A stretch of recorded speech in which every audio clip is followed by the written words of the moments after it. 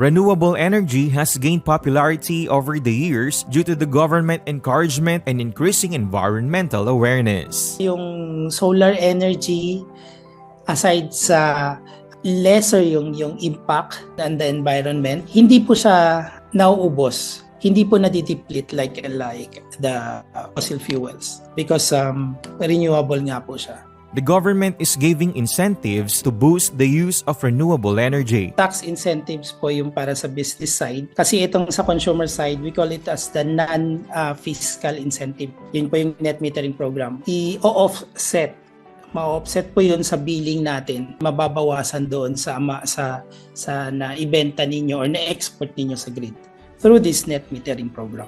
On the fiscal incentive naman po, sa business side, so pag isang RE developer ay makakasecure ng service contract with the DOE, meron po siyang 7-year income tax holiday. Pwede din po siyang mag-avail ng duty-free importation and 10% corporate income tax. Also with the BIR, meron po silang VAT zero-rated incentives na pwedeng i-avail. Ang return of investment dito, for example, sa 5 kilowatts, let's say that cost 250,000. More or less, papatakpo yan ng 3 to 5 years. But take note, mapapakinabangan nyo yan in 30 years.